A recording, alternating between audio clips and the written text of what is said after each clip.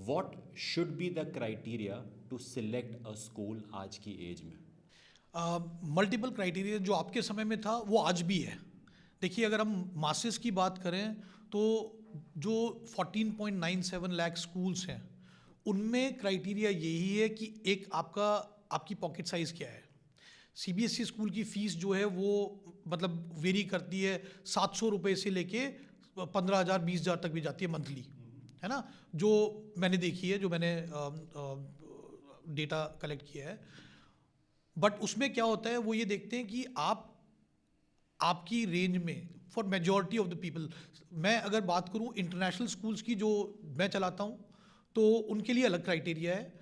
जो normal otherwise आम आदमी के लिए, तो आप यही सोचोगे कि भाई हमारे घर के पास कौन सा स्कूल है जहां हम अपने बच्चे को भेज सकते हैं, और आप उसको दूर भेजना चाहोगे अगर आपकी पॉकेट अलाउ करती है। अब आप स्कूल को सेलेक्ट कैसे करोगे? आप देखोगे कि स्कूल में जो बच्चे 12वीं के बाद निकलते हैं वो कहाँ जाते हैं, वो क्या करते हैं। कॉम्पिटिटिव एग्जाम्स में जाते हैं। नॉर्मली सीबीएसई के बाद आप या तो कॉम्पिटिटिव एग्जाम्स करोगे या आप कॉलेज में एडमिशन लेके, इनका मतलब फ्यूचर क्या है, वहाँ का रिजल्ट कैसा है, टीचर्स कैसे हैं, इंफ्रास्ट्रक्चर कैसा है, होलिस्टिक डेवलपमेंट है या नहीं है। सिर्फ पढ़ाई पढ़ाई है, कुछ पेरेंट्स हैं वो चूज़ करते हैं कि भाई हमें तो पढ़ाना ही है, सिर्फ हमें बाकी की चीज़ों से मतलब नहीं है।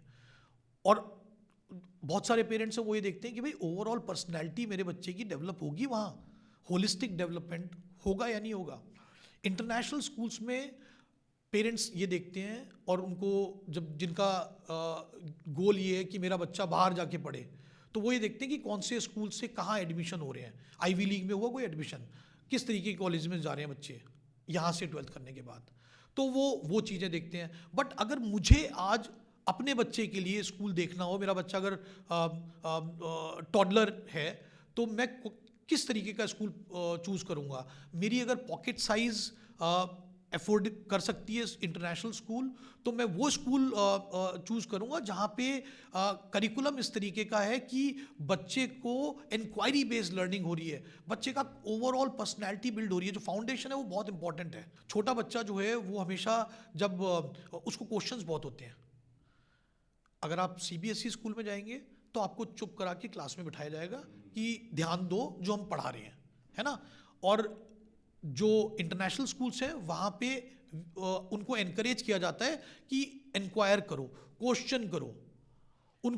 उनको इंक्वायरी बेस्ड लर्निंग, मतलब एक यूनिट होता है उसके ऊपर लर्निंग होगी, रिसर्च स्किल्स सिखाई जाती हैं। So will talk about all of this. Let's go step by step कि अगर एक पेरेंट टॉडलर है, उसको प्री स्कूल चाहिए, तो proximity is the number one reason. Absolutely.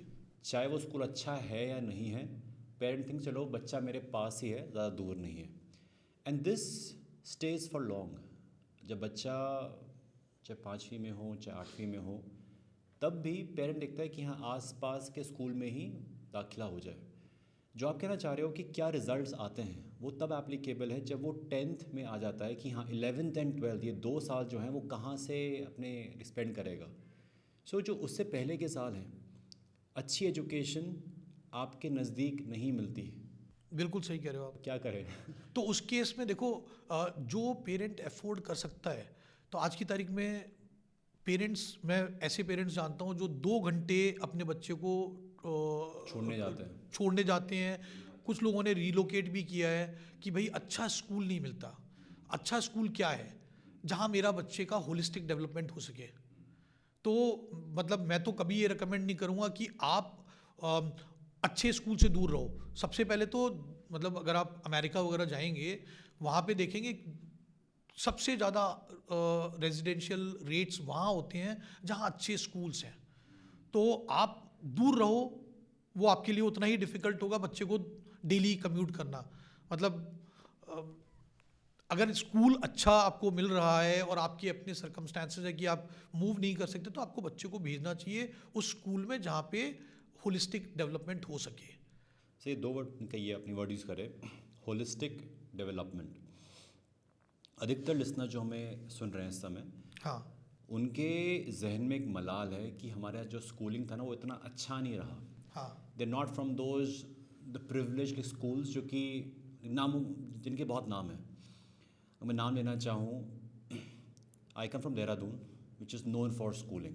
So Williams, Doon, अब मसूरी चले जाओ तो वाइनबर्ग, वुडस्टॉक, सेंट जॉर्जेस, ये सारे नाम आ जाते हैं.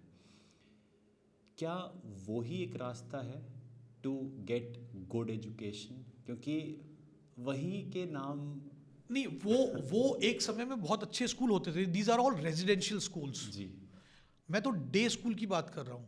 सी अगेन, हर आदमी अफोर्ड नहीं कर सकता उधर जाने का, है ना. तो वहाँ की कॉस्ट भी काफ़ी हाई हैं. बट आज की तारीख में जो हम मेट्रो में हैं, यहाँ पे आपके schools, you have multiple choices. अच्छे स्कूल्स हैं और डिपेंड करता है कि चाइल्ड का एस्पिरेशन क्या है.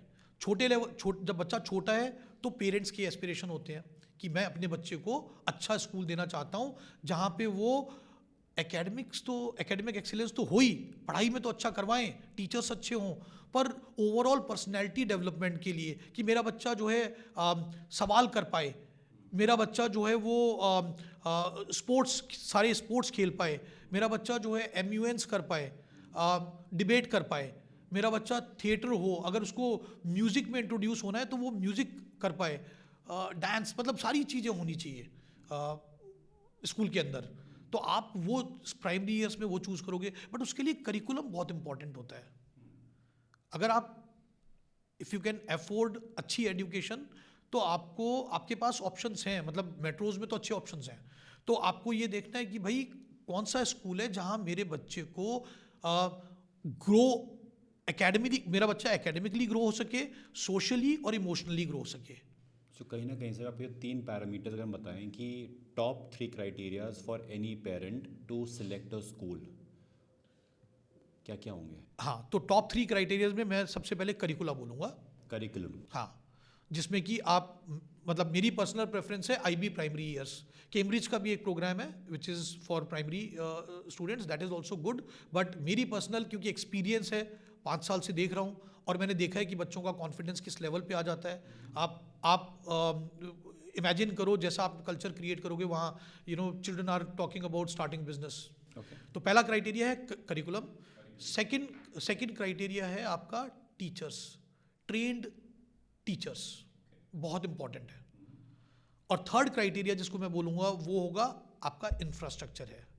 आपके पास मीनिंगफुल लर्निंग स्टूडियोज़ हैं जहाँ पे जब आप बच्चे को अकेला छोड़ दो तो भी वो कुछ सीख के निकलेगा, तो भी वहाँ कोलैबोरेशन हो रही है, वहाँ टीम वर्क हो रहा है. तो ये 3 पैरामीटर्स हैं. So curriculum, trained teachers and infrastructure. Absolutely.